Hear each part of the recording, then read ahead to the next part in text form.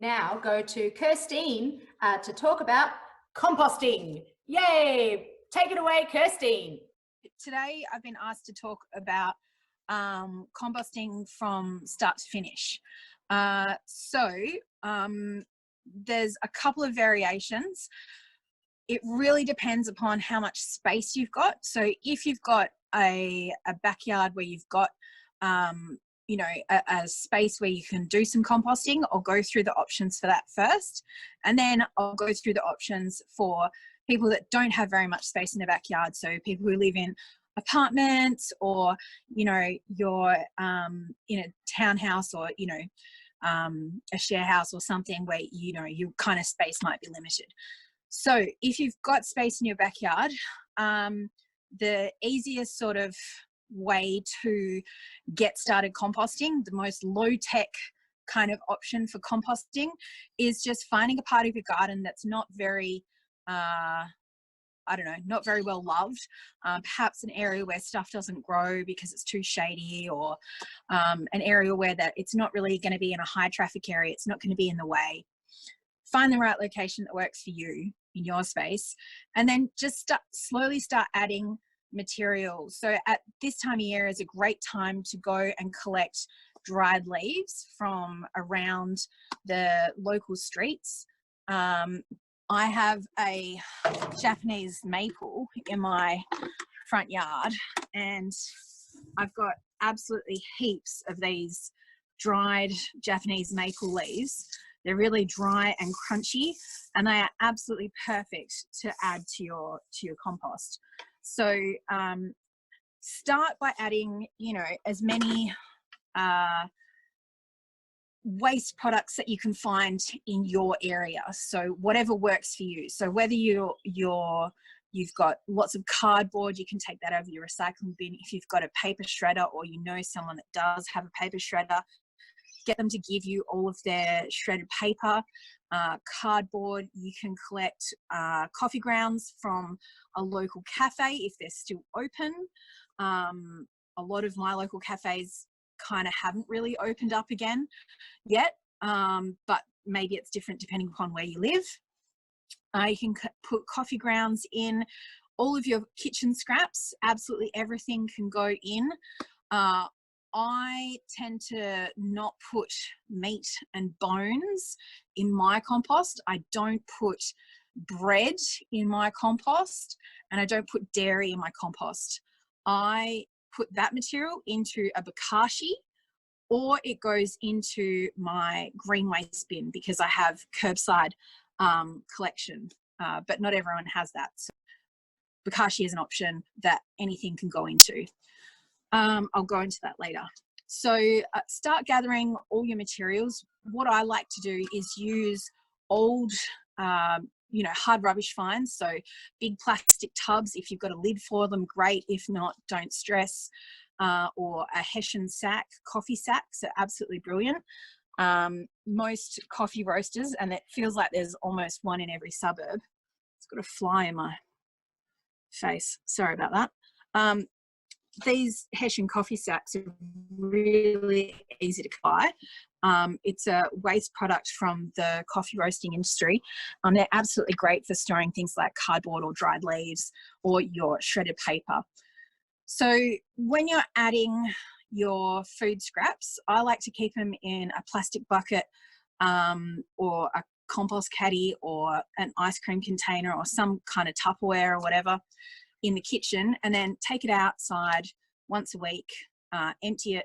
And when you're emptying your food scraps into your passive compost heap, you can put it into a plastic compost bin, or if you've got enough space, build compost bays. You can make it as fancy or as low budget as you possibly want. It really is totally up to you. There's loads of inspo available on a whole bunch of Facebook groups. Otherwise, Gardening Australia has got fantastic resources. So when you're adding your food material, make sure you always have a layer of dry material to add on top of your food waste. Because if you don't do that, you end up getting these tiny little flies, which are really annoying. You can also get, it starts to smell sometimes. So when your compost is working really, really well and everything's happy and it's in balance, your compost won't smell. It will generate heat. So all of the microbes that are living inside your compost, bacteria and fungi and protozoans and things like compost worms, you've got a whole range of different bugs that live inside your compost. They're all breaking down the material and decomposing it. So, you know, every time you get more bacteria growing, they give off heat. You can measure the heat by using a compost thermometer. This one measures degrees in Celsius and Fahrenheit, and it's about 50 centimeters long, and it's pretty damn accurate. So yeah, I like to stick my compost thermometer in mine just to see how it's going. So when the temperature starts to drop, then you know it's time to start giving it a mix. Otherwise, as a general, it's probably a good idea to give your compost a mix once a week. Don't want to do it too often. 5 or 10 minutes is plenty enough time. One of the easiest ways to mix your compost is one of these compost sort of spirals.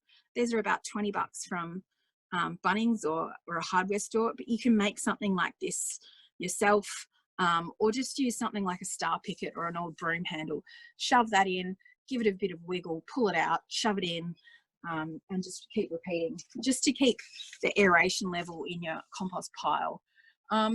Now, a lot of the people ask me, how long does a compost take? And I say it's like, how long is a piece of string? Compost takes as long as you let it take. Sometimes you can speed it up by chopping everything up really, really small to begin with. Then it will process a lot faster because there's a greater surface area to volume ratio with the material that you're composting. If you add a lot of material all at once, it will heat up and process a lot faster than if you're only adding a little bit of material, you know, every week or whatever. What can go in a compost, what can't go in a compost? I try and keep, you know, as I said, the meat and bones and dairy and bread out of my compost, and just keep it to fruit and vegetable material, coffee, tea bags, tea leaves, toilet paper rolls, perfect, cardboard, paper, straw. You can use coffee grounds, dried leaves. All of this material is perfectly fine in a compost. I tend to not put in, you know, plants that are sort of diseased or dying or have got some kind of infection like scale or sooty mold or whatever. I don't put that in my compost, but you can if your compost gets hot enough. Now in Melbourne this time of year, it's about 10 degrees outside.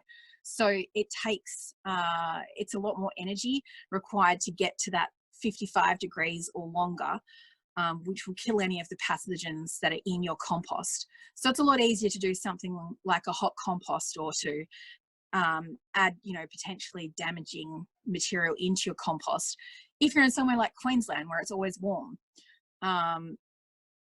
So yeah, so I tend to avoid putting anything like weeds, or, you know, I don't like putting rose thorns in my compost, because if then, you know, you're going to dig it out or you start sprinkling it on your garden, you don't want to get stabbed by rose thorns. So I don't put things like raspberry cane prunings. I don't put that in my compost.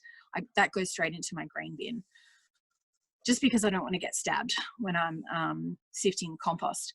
Another great tip, if you do have one of the domed sort of compost bins that sits on your, you know, patch of dirt, grab some wire mesh. You can get something that's smaller than these, but you want something like this, and then bend this around the bottom of your compost. It bends pretty easily, and that will act as a physical barrier for any rats and mice. The other thing that's really, really helpful to sort of deter rats and mice from entering your compost is to add a really thick layer of really chunky sort of wood mulch. So if you know someone that's an arborist or a tree surgeon, or someone that, you know, can drop off this sort of really chunky stuff for free. Usually they'll give you heaps and you'll be able to spread it around your whole garden. Otherwise, when you're going for a bushwalk, just grab some sticks. You know, every time you add some really chunky stuff, you want to have a decent layer at the bottom of your compost. This adds drainage, but it also acts as a physical barrier for rats and mice that might want to, you know, burrow into your compost. Some people don't like rats and mice in their compost. If it's up to me, I think, you know, they do a job of aerating, and they're wildlife, they exist. You just might not want to have them in your compost. Totally up to you. Another thing you can do to deter rats and mice from a compost is use cayenne pepper. Sprinkle that around the area where the rats and mice have been, and you'll find that they don't come back. I don't really have a problem with rats and mice because I have 2 dogs and my dogs love chasing rats and mice. So that's another option for you if you've got dogs, and compost. Now, if you live in a smaller space like a townhouse that doesn't have much backyard, or an apartment, or you just don't want to sort of sacrifice too much of your garden to composting, one of the easiest things that you can do is start a worm farm. They're very easy to do. You can make a worm farm out of a styrofoam box that you get from the markets or supermarket. You can make worm farms out of things that you found in hard rubbish. You can make worm farms out of just any kind of plastic container. You can buy them from, you know, online or from hardware stores like Bunnings. But if you can make something out of something that was going to landfill and you can save it from landfill, great. At the moment where I live, it's hard rubbish time of year, so there's heaps of things that you can save from landfill, which I always try to advocate for. So yeah, worm farms are great. Worms don't like too much acidic food. They'll handle a little bit, but you don't want to add, you know, like a whole litre or more of anything that's really acidic. So you want to avoid things like pineapple, citrus, anything in the onion family, and also tomatoes. They'll handle a little bit, but not too much. You want to avoid things like bread in a worm farm. You want to avoid also dairy and also your bones in a worm farm. But worms absolutely love all your fresh fruit and vegetable scraps. Things like corn cobs and avocado seeds and mango pips, they will take a lot longer to break down in a worm farm or a compost. But if you're really keen and you really want them to break down, you can speed it up by running them through a shredder or a chipper if you have one, or just getting a hammer and smashing them. If you've got a lot of avocado pips in your compost, maybe you just sift them out and then chuck them back in again for another round of compost. They do eventually break down. I have witnessed it myself, but they will take years, 3 to 4 years for a corn cob, and the same for an avocado seed. So yeah, if you find these materials in your compost, don't stress, they will break down. They just take a lot longer than everything else. Sometimes one of the things that happens in a worm farm or in a compost is you get things growing, because obviously your compost, when it starts to break down, it provides a lot of nutrients for seeds that you might have put into your compost. So I've actually had pumpkins growing out of my compost before, and I ended up getting about 50 or 60 kilos worth of pumpkins that grew out of my compost. You can also get tomatoes, capsicums, a lot of things that have got seeds in them. When the seeds end up in your compost, you can get things growing. Don't freak out, it's not a problem. I call them volunteers, or compost, you know, wins, I guess. You can replant them if you want, or you can just snap the tops off and then chuck them back in the compost and they'll break down again. But yeah, no need to freak out about those guys. Yeah, troubleshooting compost, probably the easiest things to do if it starts to get a bit smelly is to mix it So mixing it will add in some aeration if it's still smelly after mixing your compost. Add some more carbon, add some cardboard or some newspaper or some shredded paper or something that will absorb some of the excess liquid and will also absorb some of the odor. A well-balanced compost where your carbon and nitrogen levels are in sync with each other should have no smell. It should just smell like earth or dirt or soil. It shouldn't have an offensive odor. Sometimes if a compost gets too wet, what it can do is turn the conditions inside the compost anaerobic, which means that there's not enough oxygen in your compost pile, and that's what causes the nasty odors. But the easiest solution to that is just add some more dry material, because that'll help balance out the moisture. Another option for apartments and small spaces is Bokashi. So Bokashi is a little bit different from composting because it relies on anaerobic fermentation. So similar to what Simon was just talking about, where you can make your own kimchi or kombucha or pickles or whatever. Basically, that's what you're doing with your food scraps in a Bokashi. You're essentially pickling them. So you do need the Bokashi grain or the Bokashi spray, but a bag from Bunnings is about $20 and it'll last you more than 5 years. You only add like about a tablespoon once a week, and so you get about 350 or so tablespoons for every 5 litre bag. You can make your own, but I don't suggest it for beginners because it requires a little bit of understanding and education on how to actually make your own. So a Bokashi works as an anaerobic fermentation. You add the material in, you add your Bokashi grain or the spray, and then you compact it down with a potato masher. You want to squish out any of the oxygen that's left in it, so you kind of turn your food waste into a giant pancake inside the Bokashi bucket. Make sure it has a really tight seal so that you're not letting any excess oxygen into the bucket, and make sure you regularly drain off any extra liquid that is generated. Usually a Bokashi bucket will have a tap. You can leave the tap open, or if you just drain it once a week, that's usually sufficient. Failing these options, if you're living in an apartment, you can always use share waste or get in touch with your local community garden.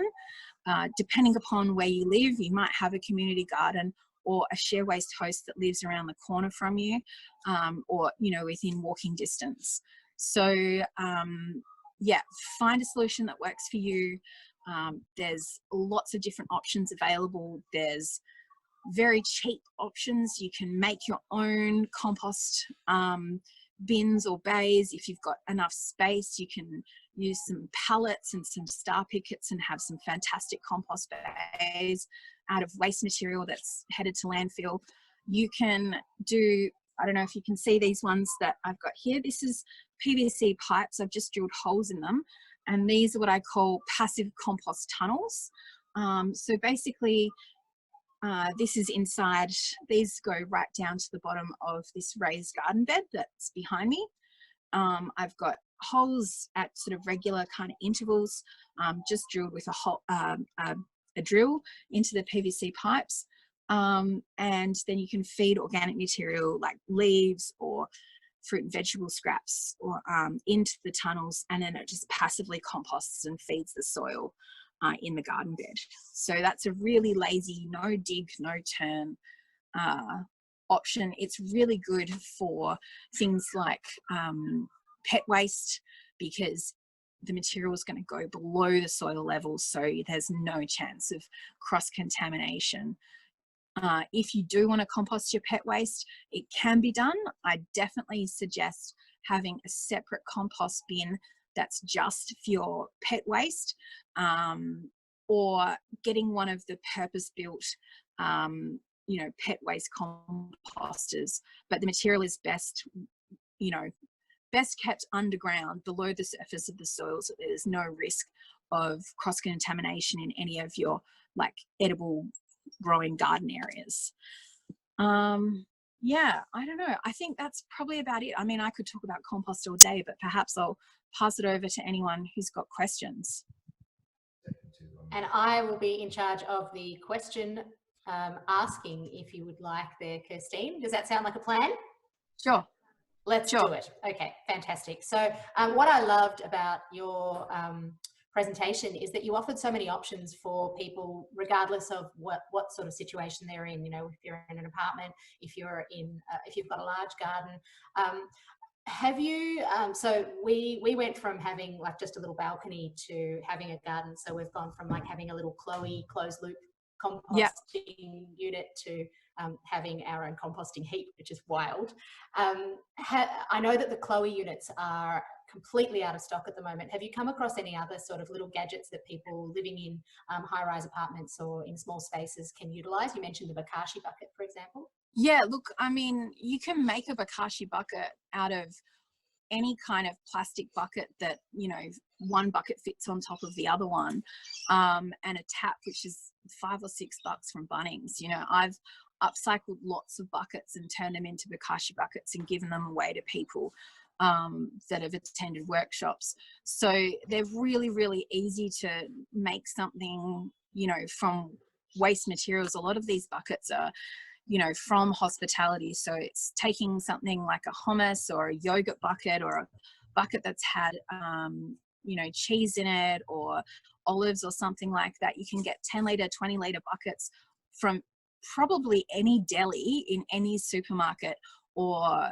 you know, small sort of neighborhood deli. You just ask them, do you have any plastic buckets with lids and handles?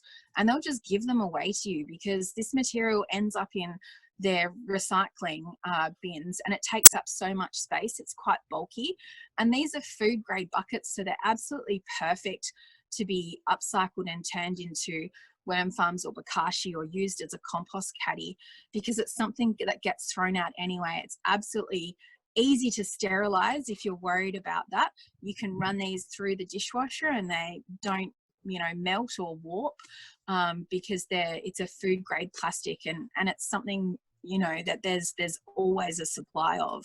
So I always try and advocate for using something that's a waste material in the first place to, you know, set up your home compost rather than buying something brand new. But you can get loads of secondhand compost bins, worm farms and things like that from Gumtree, from, you know, Facebook groups, or even the Zero Waste Victoria has got a freebie group, and there's people swapping things and picking up hard rubbish finds all the time. So find something secondhand if you can, but if you want to make you know, a compost bay, if you've got space at home, or if you're not feeling that confident making stuff, you can always buy, you know, a compost bin or a worm farm. And, you know, if you do move to a bigger space, you can always give that to someone who might need it, who's living in a smaller space. You know, they're once they're sort of built and set up and running, you know, there's nothing stopping you passing it on to someone else. But they're very easy to make a solution that works for you and your lifestyle. So if you've got a large family, you've got lots of kids, or you live in a massive share house and there's lots of people that are working from home and eating lots more meals at home, and not as much takeaway food, then you're going to generate a lot more food waste. So you might need multiple compost bins, or a compost bin with a worm farm and a Bokashi as well. You know, it's totally up to you. But find something that works for your lifestyle. If you're not very big on cooking, or you're not a very confident cook and you don't cook or eat much at home, maybe something like a worm farm on your balcony is just perfect. You know, if it's only 1 or 2 people in the household, you probably don't make that much food waste to begin with. So, you know, just do what works for your lifestyle and your budget. And there's an option for composting and food waste minimization for any budget, any lifestyle, any amount of space. It's just a matter of finding something that works for you. So yeah, I hope that answers it. And yeah, That answers so many questions, but we've got so many more questions. Okay, If you have a question to ask, if you have a question to ask, do head to the chat screen, where you will also find some really fantastic resources that Costa has shared around composting too. So there's some like really compost hero, yeah. So there are some fantastic links. Compost God, yeah. Yeah, Compost Yoda has shared some links. So check those out. But in the meantime, we've got some really valuable questions about, interestingly, it's the Bokashi and the worm farm that's captured people's imagination. Sure. So you mentioned how to make a Bokashi, but what do you do when the Bokashi bucket is full? Okay, so if you have space in your backyard, or you're friends with your neighbors, and you know they want the Bokashi material, because it's basically sort of like a pre-compost. Ask them if you can dig a small hole in their garden or a trench and add the Bokashi contents into the trench, buried underground. You can add this material to a compost bay or a compost heap, but I would always mix it in with the material that's already there, or make sure that you add enough carbon material, because generally it's quite sort of soggy and kind of compacted, because it's come from that anaerobic environment inside your Bokashi bin.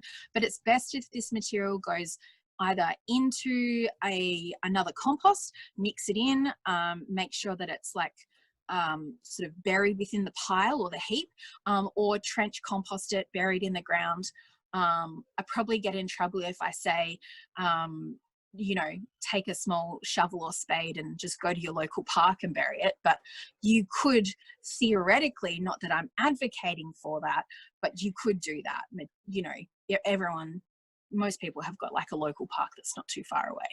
But yeah, I mean, it's sort of a bit of guerrilla gardening. But yeah, look, you can sometimes take it to a local community garden, or find someone that wants your Bokashi contents, you know, from share waste, because there's always people that want more organic material for their gardens, or, you know, for composting. So it's just a matter of finding someone who's close enough to you so you don't have to, you know, walk too far.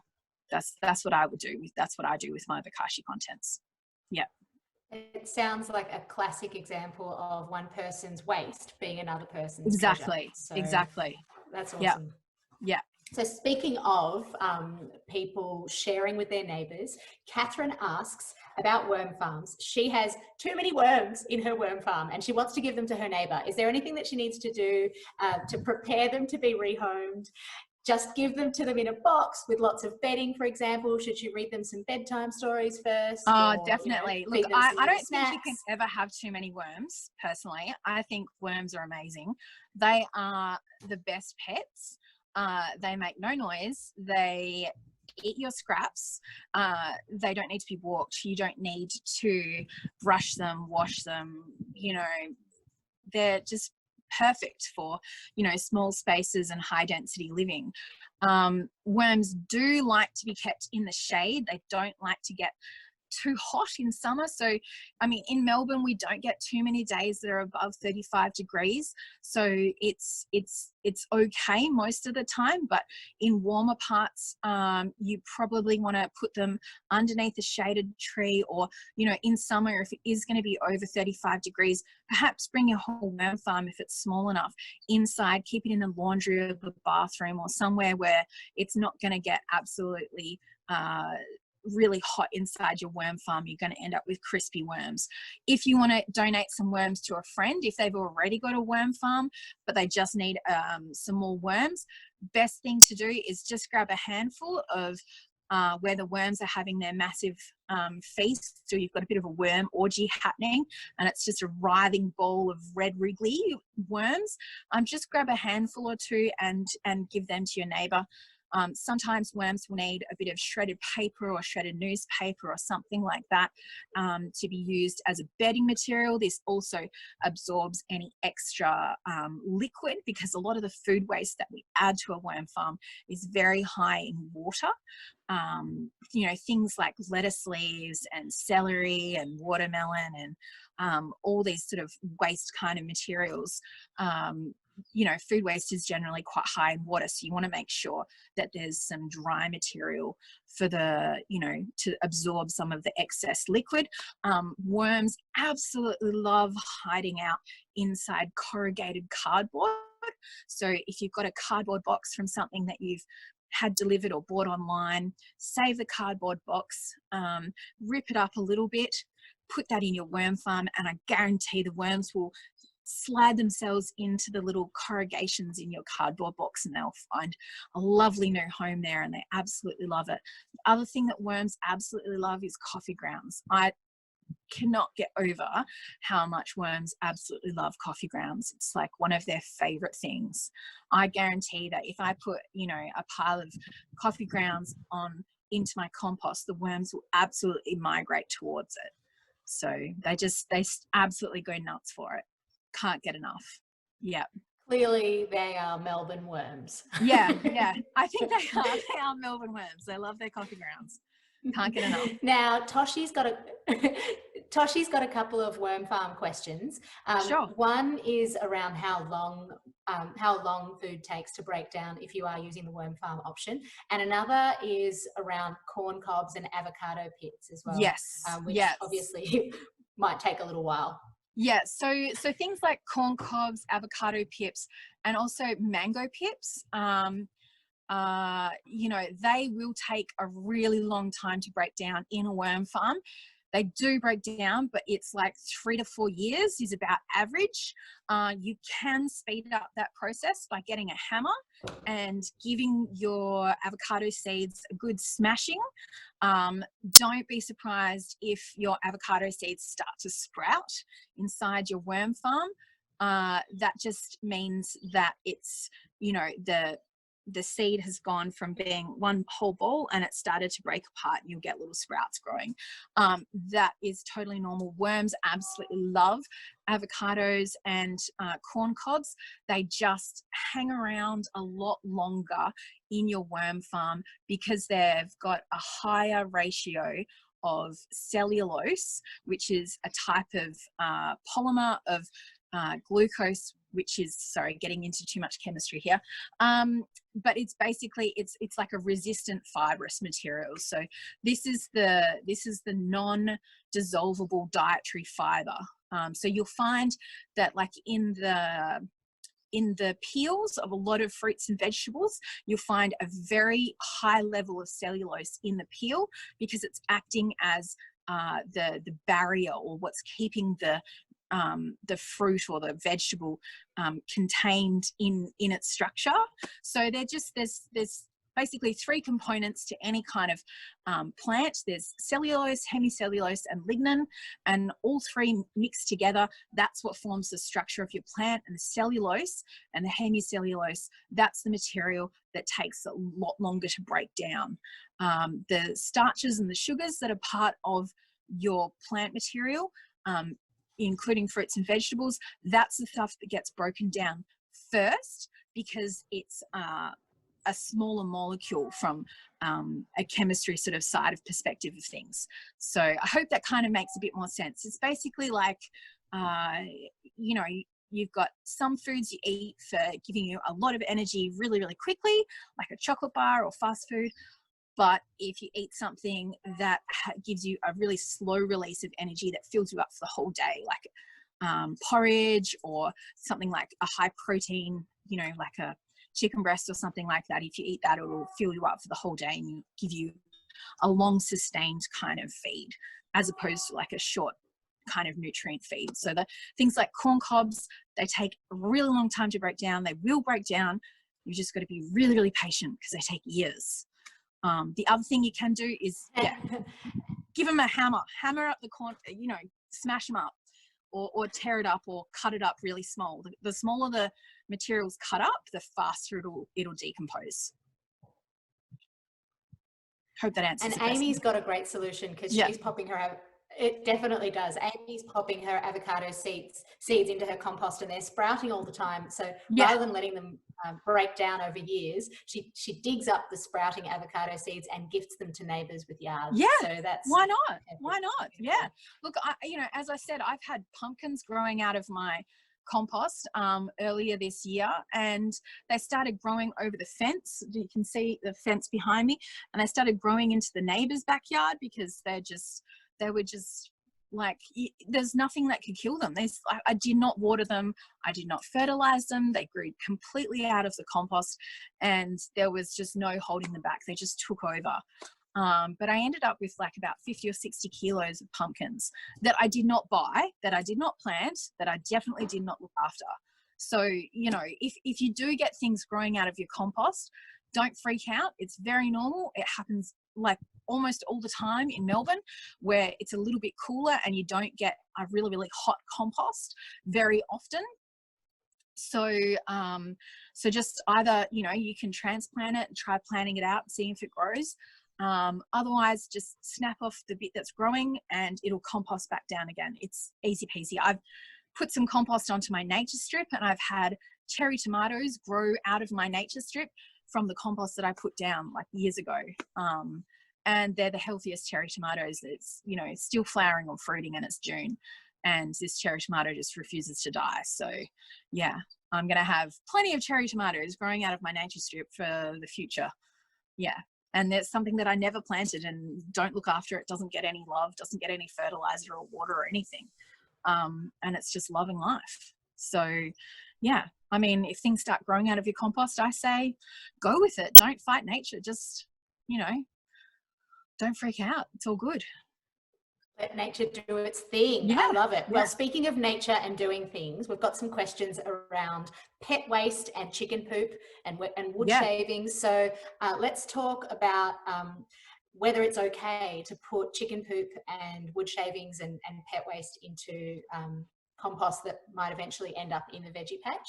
And a two-pronged question. So this is Harula and Tracy's questions together. Sure. If the PVC pipe is fine for pet waste, how far down would you dig it? And would you put anything on top? And what helps it all break down? Okay, so pet waste takes a lot longer than food waste to break down. It's a lot slower. So there's a couple of options. What I do with these PVC pipes, you can see there's quite a few of them behind me. So as soon as one gets full, I just start adding material to the next one. But yeah, I mean, obviously the bigger your dogs are, the bigger your poos are going to be. If you've got multiple dogs, you're going to have, you know, to think of, you know, maybe at that point, if you've got lots of dogs and they're large dogs, maybe you want to think about having one of the dedicated, you know, pet waste kind of composting systems. There's one that's available through Bunnings called Enso Pet. So it's similar product to sort of like a Bokashi. You have to use the Enso Pet grain, and that sort of speeds up the decomposition process of your pet waste. But it's kind of like you've got like an area where you empty it into, which is above the ground, but the majority of the compost bin is actually below the ground. So you need sort of like an area of your garden where you can kind of dig a biggish kind of sort of hole so that this material can go in.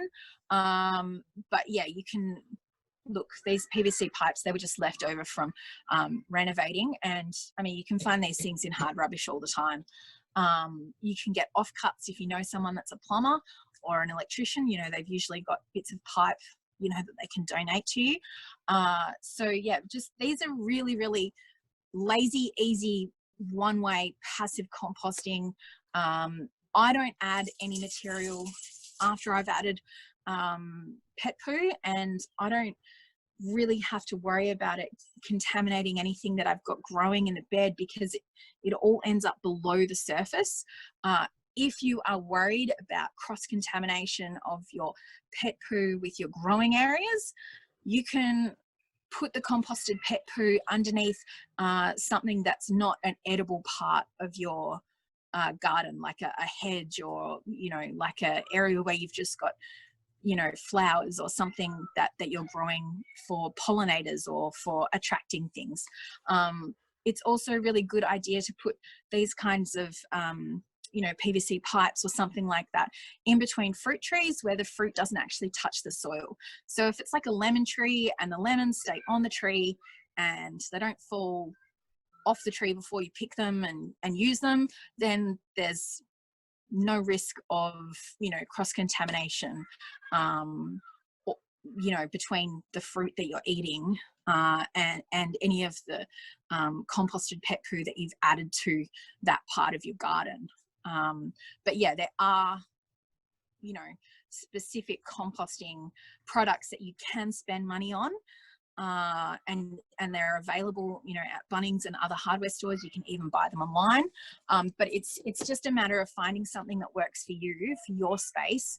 And, you know, I mean, I don't know, my dogs tend to only poo when they go on a walk, so they don't really have much waste that ends up in the backyard. So I don't know, everyone's dogs are different. And the same thing goes for cats. You know, cat litter can definitely go into one of these. I wouldn't put pet waste into a worm farm, because if you're giving your cat or your dog, you know, an anti-wormer for a week after you've given the anti-wormer tablet to your animal, there will be a residual amount of the anti-wormer that ends up in the cat or the dog poo. But for the rest of the month, there's such low levels of it present that it shouldn't affect your worm colony. But I just would, you know, keep it to a compost rather than putting cat or dog waste into a worm farm. With chicken poo is absolutely fantastic in a worm farm or a compost. In a compost, go for it. Add, you know, as much chicken poo as you can, mix it through. Remember that it's very high in nitrogen, so you will have to add, you know, an equal amount of carbon material, dry sort of stuff like your cardboards and your shredded paper and leaves or straw or something like that to your compost bay if you've added a large amount of fresh chicken manure. You can add also the feathers and also the straw, or if your chicken coop has had newspaper or anything like that in it, that can all go in.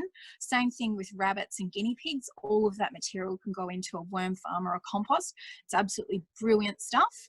And also if you've got like a kitty litter or a guinea pig litter or whatever it is, rabbit litter, that's a pelletized newspaper material, like some of the kitty litters are, that material is absolutely perfect to add into a worm farm as well. So, because it breaks down really, really easily. Yeah, it goes from being pellets to sort of fluffy kind of papery sort of mache material really, really quickly. So yeah, it disintegrates and it just gets turned into worm castings. It's fabulous stuff. So yeah, so there are options for pet waste recycling and composting, but it's about finding something that works for you and for your lifestyle and your backyard and your space and what system that you've got in place. But yeah, as a general, it does take, you know, cat and dog poo does take a little bit longer than food waste because it's got a different nutritional component, and it just sort of hangs around a little bit longer. It does break down, it just takes time. So yeah, I hope that answers the question about pet waste and chicken manure. You somehow managed to answer 3 questions so succinctly and so perfectly. So thank you. Now, the next question, you mentioned, you know, finding something to suit your space, no matter what it is. Nanisha and Sharon both have a question around that. Nanisha lives in an apartment and she wants to implement a compost system. Do you have any suggestions? Would you still encourage her to do it? And Sharon is wondering, she's only got a shaded space for a compost area. Is it still going to break down effectively there? Yeah. Look, if you've got a shaded space for compost, worms absolutely love being in a shady area, part of the garden. The other thing you can do in a shaded area, you can try trench composting. So if it's a part of your garden that stuff doesn't grow because it's really shady and dark, you can dig like a sort of shallow trench with your hands or with a shovel or a trowel or something. You want it to be sort of, I don't know, what's that, probably 15, 20 centimeters, maybe 25 centimeters deep. Try and sort of dig it sort of V-shaped or like a funnel, so that you've got you know, and then you just dig yourself a little trench, maybe, I don't know, 30 centimeters long to start off with. Add your food material, then backfill it with the soil, and then move to another section. So this will slowly, passively break down in your soil. Don't do this if you've got chickens or dogs or other animals or small children that like to dig in your garden. You know, you've got to find a solution that works for you. But if there's nothing that's going to be digging into your garden, don't stress. Just do a trench compost. It's perfect for a shady area. You can compost in a shade as well. You can put one of those dome-shaped compost bins or a compost bay in a shady area. Even better if it's a deciduous tree and the leaves from the deciduous tree fall directly into your compost bay. That saves you a whole bunch of effort raking them up. If you've got leaves that are just constantly adding every year when they fall into your compost bay, that just such a time saver. That's really clever thinking. Now the other part of the question was, if you want to find something that works for a really small space, one of the best solutions is through Bokashi or through a worm farm. So you can get worm farms that come on wheels, like the Hungry Bin. It's the most fancy pantsiest, sexiest worm farm I've ever seen, but it is absolutely amazing, and it's really, really like well engineered. They're available through Worm Lovers, which is a Victorian company. They're based in Werribee sort of area. Fantastic people, also super passionate worm nerds like me. So yeah, you can grab one of those, and they've got wheels. You can move them. You know, if you're moving house or whatever, worms really do need to be kept in the shade. You can, you know, sort of create some shade if you've got a balcony in an apartment. Just use a bit of shade cloth or an old towel or something like that you can hang over your worm farm. That'll sort of reduce, you know, the sun getting to it. Or if you've got a balcony that's sort of kind of heavily shaded anyway, perfect worm farms. You can do worm farms inside your house.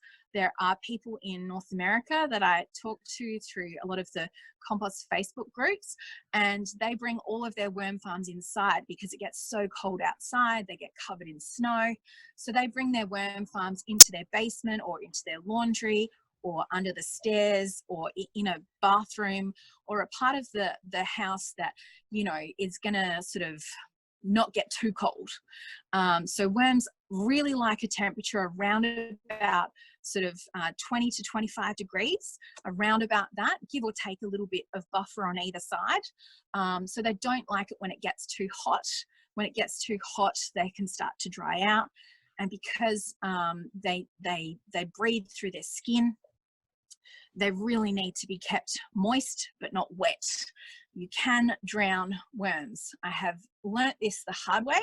So if you have a worm farm that has a tap on it, make sure you're draining off any excess liquid regularly, and you can use that liquid in your garden as a worm fertilizer or worm tea. Yeah, so worms, Bokashi, absolutely perfect for apartment living.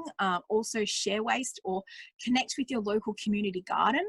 Chances are there's a community garden that's not too far away, and you can take your food scraps there, and then, you know, you can probably have access to their compost bins. You know, you might even be able to get some of the finished compost if you volunteer regularly at your local community garden that you can take home and use on your indoor plants if you've got a bit of a small garden at home. But yeah, worm farms and Bokashi are absolutely perfect for just, you know, balcony sized kind of gardens. Yeah, hope that answers the question.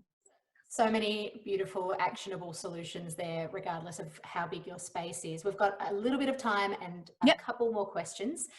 One question is actually around how to speed up the composting process. Ashley's been suggested to buy some garden lime to speed the process up, but she's wondering if she can do it without having to buy anything. You know, can she aerate? Can she cut items up into smaller pieces? What's like a really quick, easy, zero cost solution? Quick, easy, zero cost. So I wouldn't add lime to speed up your compost. The only reason why you would add lime to your compost is if you are trying to correct the pH. So if you're trying to determine what the pH of your compost is, you can get one of these pH, I know everything's going to be backwards because it's on the screen, but it's a pH soil test kit. So you just get a little bit of soil and it gives you a color test, or you can get one of these pH probes. These are about $30 or $40 from Bunnings. You just pop it into the soil, you click the button on the back that says pH, and it'll tell you the pH of your compost. So lime is basically calcium carbonate, the same material that's used for making chalk, that's used for making marble, that's used for making limestone, and this will make your pH more alkaline, so between 7 and 14 on the pH scale. That's your alkaline, you know, region. So most compost is fairly close to neutral. It depends on what you're adding to your compost. If you've got a lot of like if you have a fresh fruit juice every single morning and you're juicing lots of oranges, lots of lemons, lots of tomatoes, lots of carrots, celery, you know, you're juicing a lot of material and you're not eating the fibrous material that's left over after the juicing. And if this is making it to your compost, or you've done like a big tomato day cook up, you've made your nonna's recipe of passata or tomato sauce or whatever, and you've got heaps of tomato skins or tomato seeds, or you know, I don't know, you've made pickled pineapples or something like that, you've got a lot of pineapple skins and whatever. If you've got a huge excess of really acidic foods that are in your compost, then is a good time to add lime, but after you've done a pH test of your compost. But generally, if you're adding enough dry materials, so your papers and your newspaper, that will balance out the pH that's going in your compost. But yeah, the other thing is that the pH will vary depending upon how mature your compost is. So if the compost is still maturing, the pH might be really, really high. Sorry, I just need some water. And while you're drinking, the next question from This Is How I Eco is kind of around the same thing. It's around, you know, having too acidic a compost. You know, how do you know that you've put in too much onion or citrus? So obviously you've suggested the pH test, or so look, you can do a really, really simple pH test. One of these test kits, it's about $10 or $15. And you'll have, you know, hundreds and hundreds of pH, you know, tests that you can do. It's a bit rough, like it doesn't give you, you know, decimal point kind of places. It's not going to be as accurate as like a chemistry lab or pH probe. But these ones are super quick. You just plonk it in and it'll give you a really good reading, and it just runs on a 9-volt battery. And that, you know, they're designed for use outside. So, you know, and it's designed for use for soil. So, yeah, so get, you know, if you want to find out the pH of your soil, which I strongly recommend monitoring, if you're, you know, if you're adding material to your garden, you want to sort of track things. Yeah, get a pH probe or a pH test kit. Test your material regularly. Remember that you're going to have variation in your compost heap at all times. You're going to have areas of your compost heap that are hotter. You're going to have areas that are colder. You're going to have areas of your compost that, you know, you're going to have a high pH in one area and a low pH in another. If you want to speed up your compost, the best thing to do is to more manure or something that's got more nitrogen. So you know, any kind of horse manure, cow manure, sheep manure, chicken manure, rabbits, guinea pigs, all of that sort of stuff. If you add that into your compost, that'll definitely heat it up. The other thing you can do to sort of speed it up is to have like a critical mass, of sort of have like a large amount of material that you add all at once, and that will definitely heat it up. Grass clippings, when they're really fresh and green and they've just been mowed, you'll notice that the heat generated from a pile of grass clippings, it gets really, really hot. the hotter it gets, the faster things grow. You get more microbes, you get more fungi growing inside your compost, and that helps it really break down a lot faster. But the other thing that you need to do is make sure that you're turning it regularly, because the faster it heats up, sometimes you can get areas where part of your compost becomes a little bit anaerobic because it's used up all the oxygen in that pocket of the compost. So you want to make sure that the material gets blended. So you blend that stuff on the outside into the middle, the stuff in the middle into the outside, the stuff at the bottom into the top, and then the top to the bottom. So you blend all the material together, and that sort of helps speed things up. Turning your compost more than once a week, maybe once or twice a week if you're really, really keen, doesn't actually make your compost pile any faster. So turning it too much can actually make your compost take longer to process. So it's a little bit counterintuitive, but that's just how it works. But yeah, if you really want to nerd out on and talk to other people who are just as passionate compost nerds, definitely get onto some of the Facebook groups that are around composting. There's Facebook groups just for worm composting.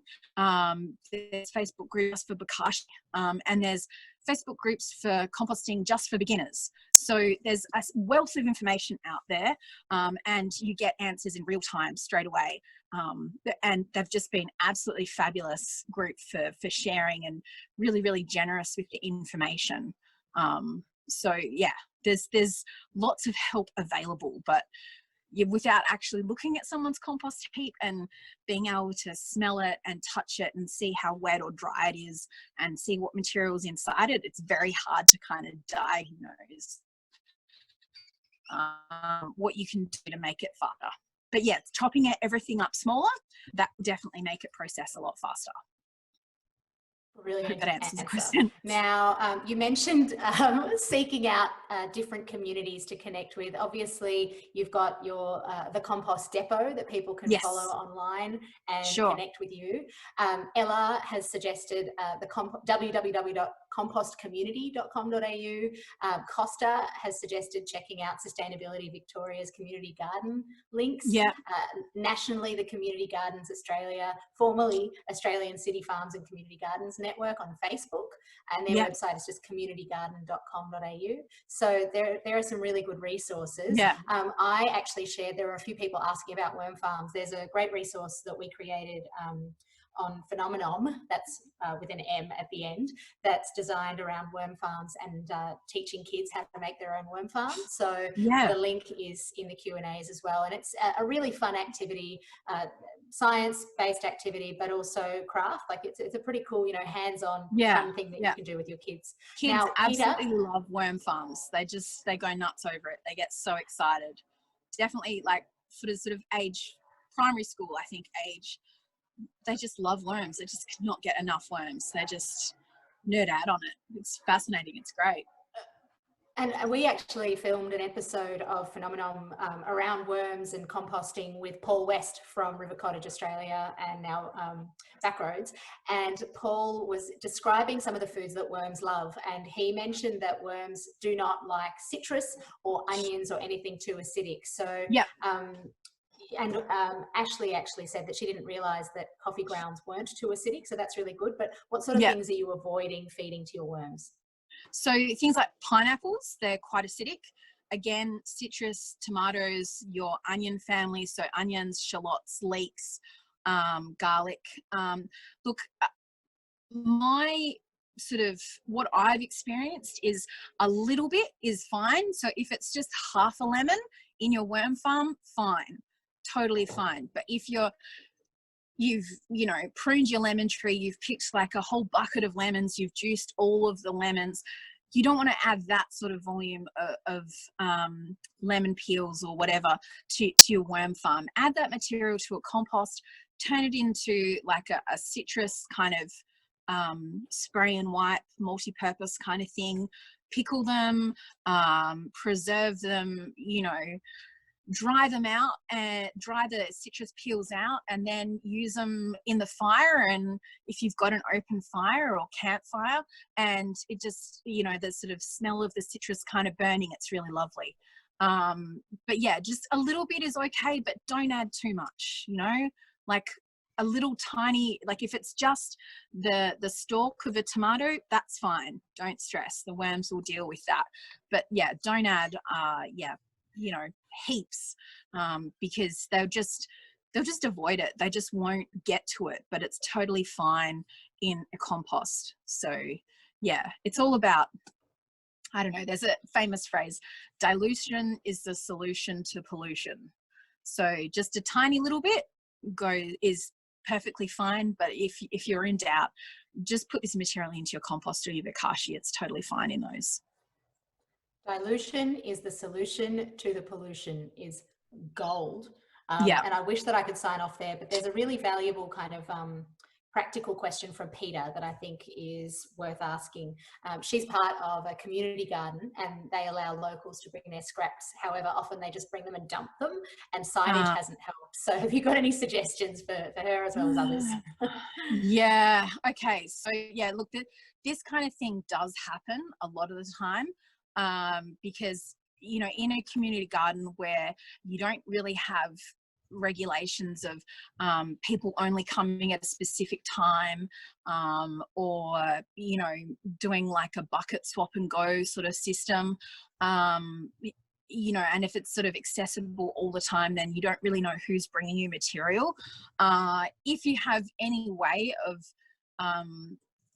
minimizing when people come by like putting in fencing, if that's possible, great. If you can fence it off and say only bring your scraps on Fridays or Saturdays or Sundays or whatever day, great, that works really well. Then you can see who's bringing it to you and you can tell them a little bit about, you know, why they need to add some dry stuff on top of their food scraps, and just tell people, because most of the time people want to do the right thing but they just don't understand. But yeah, if you don't know who's bringing you material, then it's hard to kind of get that communication out there. The other thing that, you know, we've tried that works really well is a bucket swap and go. So same thing, like if you have like a gas bottle that's full, you bring back the empty gas bottle, you drop off the empty, you pick up a full one, and you take that home. So, but with a compost swap and go, you bring your full bucket of compost, you leave that, and then you take an empty bucket home.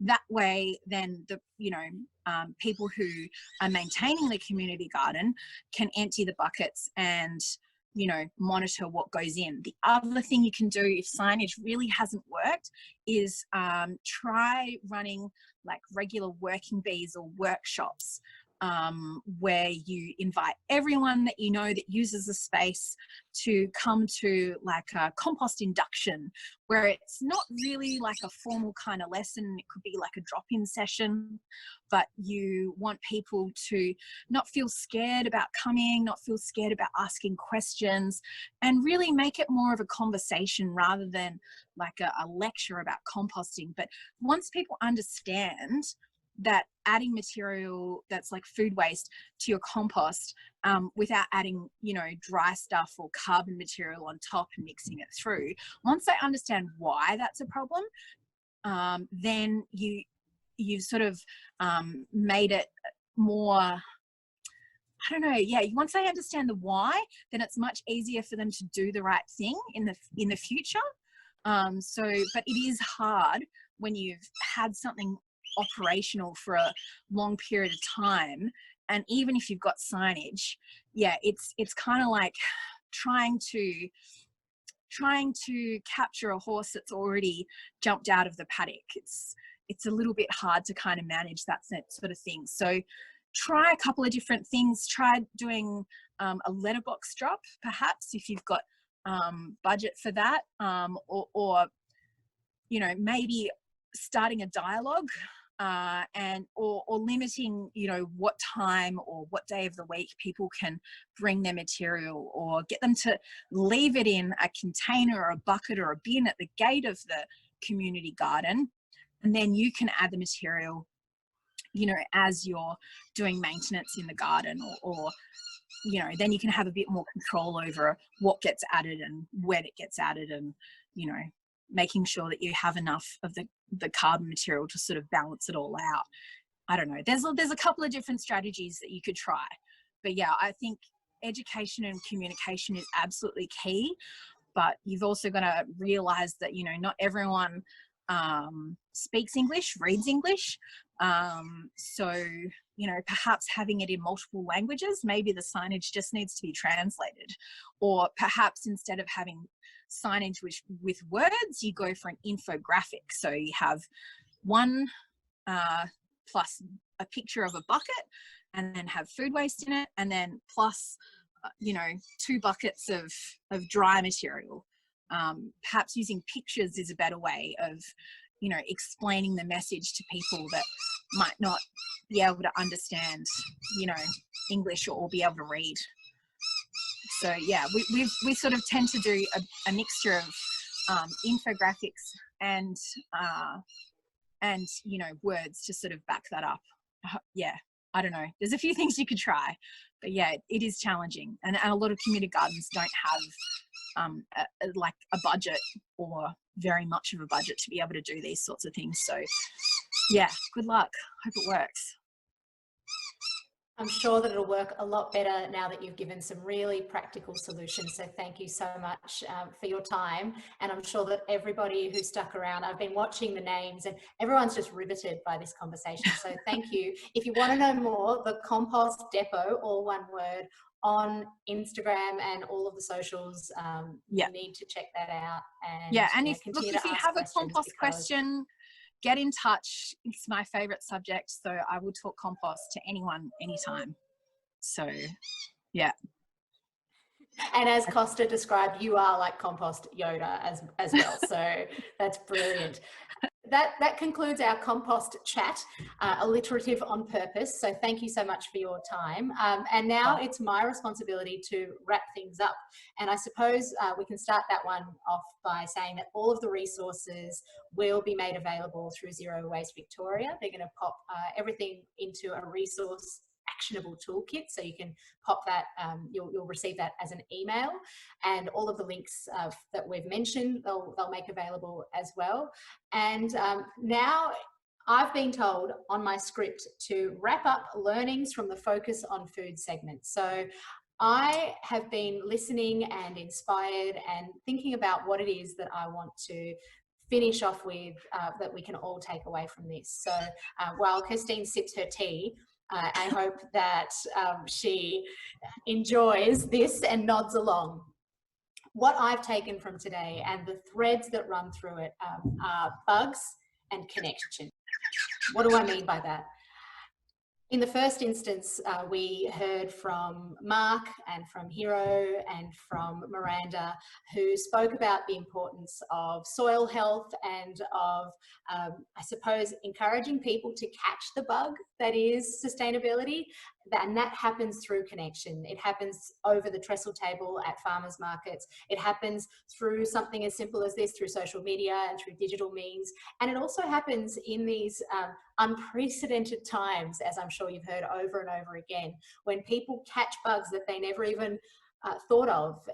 It might be something as simple as baking sourdough bread or pickling their own onions, as Simon did. And Simon's session talking about fermentation and pickling, we touched a little bit on gut health. So cultivating the bugs, the bacteria that's inside us for a more sustainable body. And another way to think about that is cultivating the garden inside, which brings us, of course, to our final session around what it takes to grow our own food and to continue to close that loop from soil to soil. And that comes back to meeting people where they are, whether you live in an apartment block or on acreage, and thinking about what it is that you can practically do to make better use of what we have, make more with less. Because if you do that, and if you perhaps show someone in your network what you're doing and that it's fun, that it's easy, slowly but surely those connections, those little ripples of activity within our own spheres of influence will turn into a tidal wave of change. And when we think about the food system and when we think about sustainability in that context, it comes back to those little moments. As Costa described in one of the comments, it's every little step, everybody staying in their lane and continuing forward and thinking about themselves as global citizens and conscious consumers. So I hope that you've enjoyed this session. I certainly have. There have been giggles and there have been teary moments of eureka. So for everybody, I hope that you are already following Zero Waste Victoria as well as all of our speakers. If we haven't connected yet, I'm Alice in Frames on the socials. DM me any of your questions and I hope to see you again. From me, it's over and out. Thank you. One last fireball for the road. What do you think? Why not? Fireball!